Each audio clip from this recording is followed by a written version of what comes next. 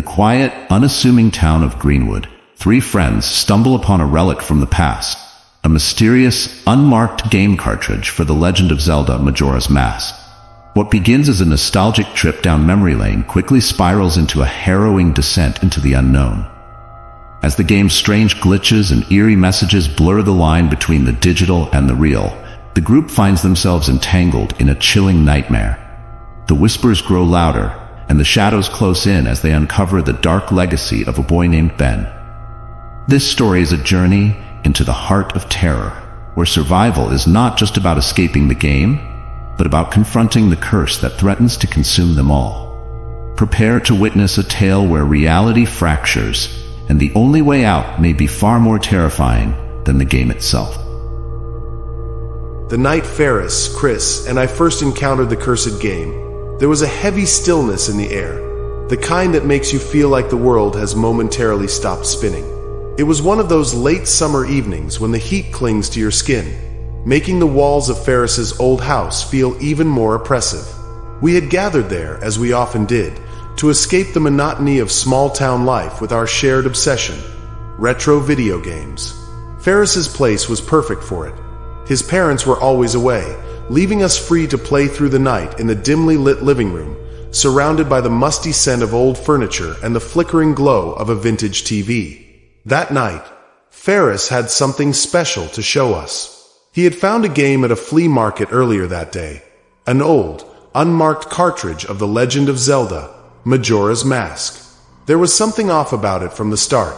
The cartridge was unremarkable, except for a worn-out sticker with the faint, almost illegible scribbling of a name: Ben. I remember the uneasy feeling that gnawed at me when I saw it, like an itch at the back of my mind that I couldn't quite scratch. But we were young, curious, and more than a little reckless. We had heard the stories, the urban legends about the haunted cartridge, but none of us truly believed them. We were about to discover just how wrong we were. As Ferris slotted the cartridge into the console and the game booted up, we were immediately struck by how different it was. The title screen flickered erratically, as if the game was struggling to stay on. The usual cheerful, adventurous music was warped, slowed down to a haunting melody that echoed through the room, making the hairs on the back of my neck stand on end. But rather than turn it off, we were drawn in, captivated by the mystery. We chose the save file named Ben, the only file on the cartridge, and were transported into a version of Termina that felt familiar yet deeply unsettling. The vibrant colors of the game were muted, washed out, and the sky was a dull, oppressive gray, as if trapped in an eternal dusk. "Ferris, this doesn't feel right," Chris muttered, his voice barely above a whisper, his eyes glued to the screen.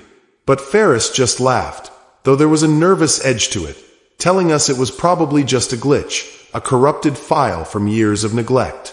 Ferris was always the skeptic, the one who scoffed at anything that couldn't be scientifically explained.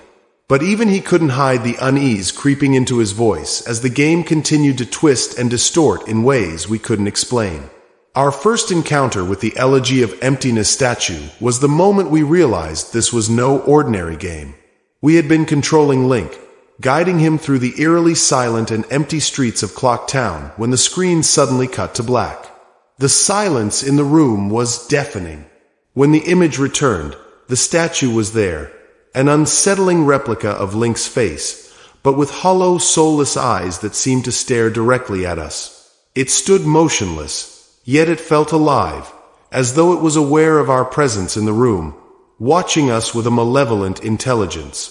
No matter where we moved Link, the statue appeared again, always just a step behind, as if it was toying with us.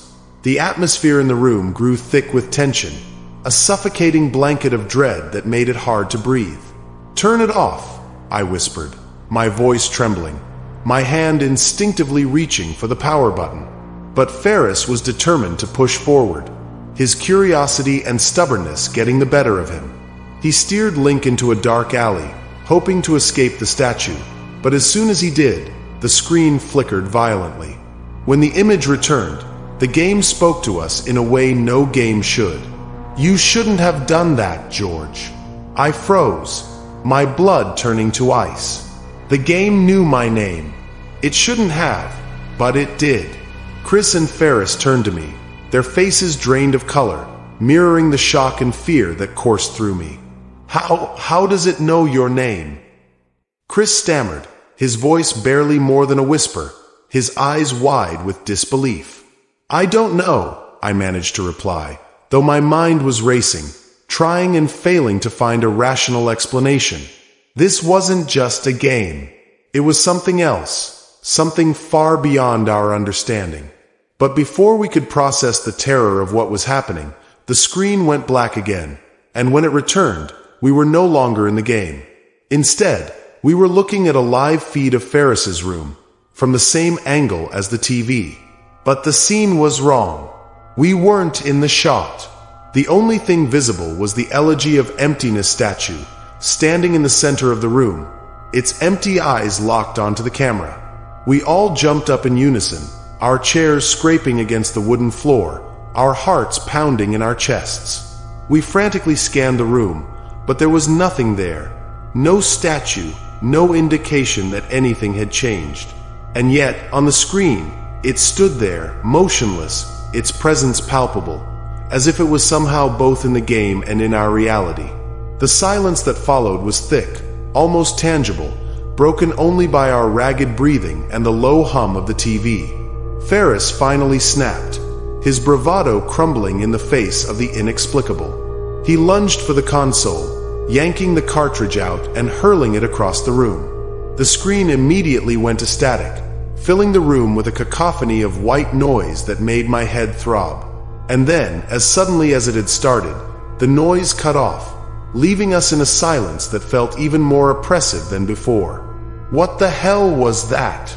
Ferris demanded, his voice shaky, his hands trembling as he ran them through his hair. He was trying to maintain control, to rationalize what had just happened, but the fear was evident in his eyes. None of us had an answer. We were too shaken, too terrified to even try. The rest of the night was a blur. I don't remember leaving Ferris's house or the drive home.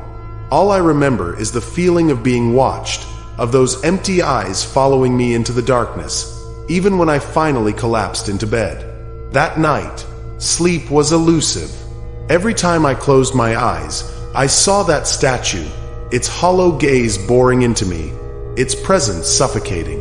When I did manage to sleep, my dreams were plagued by images of drowning, of water filling my lungs, of being dragged down into a dark abyss where the statue waited, its arms outstretched.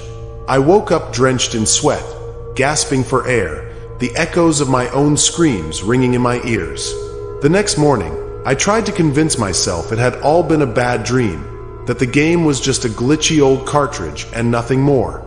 But as the days passed, the strange occurrences started to escalate. It began with small things. Ferris's TV would turn on by itself, always to static, even when it was unplugged. Chris began receiving phone calls from an unknown number, but when he answered, there was nothing but silence on the other end. Silence, and the faintest sound of water, like someone struggling underwater. And then there was me.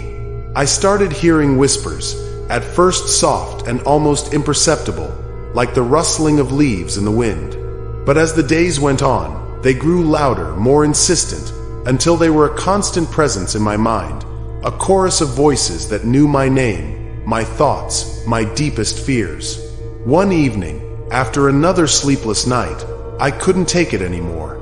I called Chris, desperate for someone to talk to, someone who might understand what was happening to me. We met at our usual spot, a small, run-down diner on the outskirts of town that was always empty this time of night.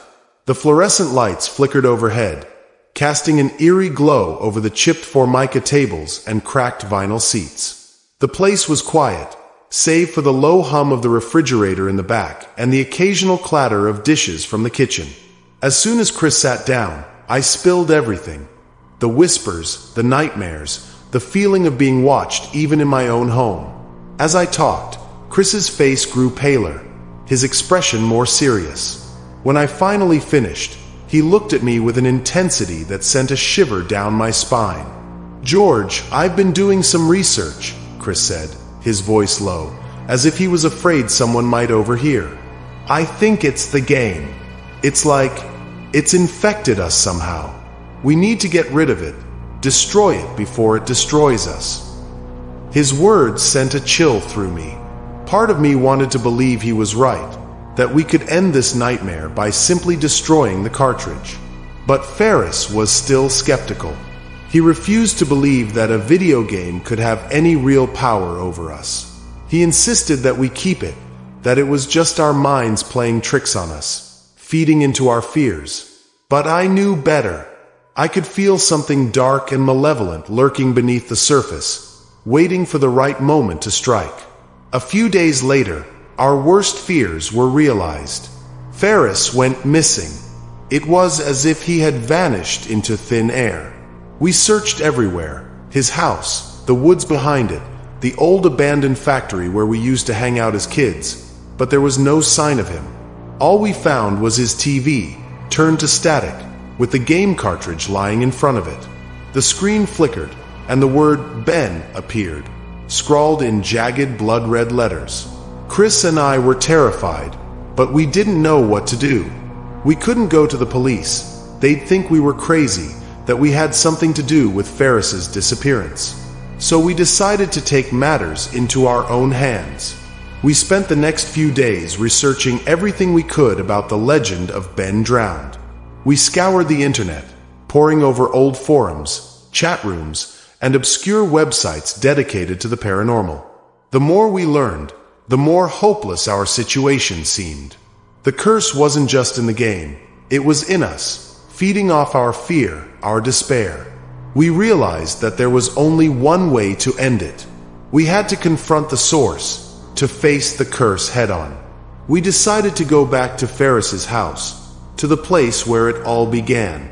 As we stepped inside Ferris's house, the air felt heavy, charged with a static energy that made the hairs on my arms stand on end. The house was dark, the only light coming from the flickering TV in the living room. The screen showed the game again, but something was different. The once familiar landscape of Tamina was now twisted, distorted, as if the very fabric of the game was unraveling. And then we saw it. Ferris, or what was left of him. He stood in the center of the room, his back to us, his body rigid, as if he was frozen in place. "Ferris!" Chris called out, his voice trembling. But Ferris didn't respond. He just stood there, unmoving, his eyes fixed on the screen. As we approached, we saw the truth. His skin was pale, almost translucent, and his eyes were empty, just like the statues. There was no recognition in them, no spark of life. He was gone, a hollow shell, his soul consumed by the curse. Before we could react, the screen changed, showing us the game again. But this time, we weren't controlling Link. We were inside the game, trapped in the world of Termina, with no way out. The statue was there, waiting for us, its empty eyes gleaming with malice. And then we heard it, the sound of water, getting louder, closer, until it was all around us, pulling us down into the darkness. I don't remember much after that. Just flashes, Chris's screams, the cold water closing over my head, the weight of the curse dragging me down. When I woke up, I was in my bed, soaked to the bone, but alive. But something was wrong.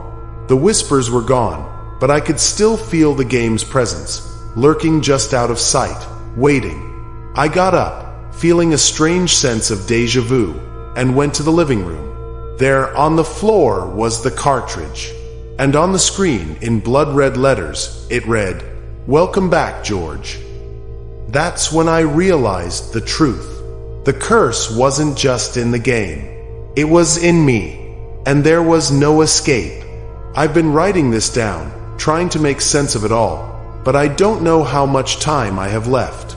The whispers are starting again, louder this time.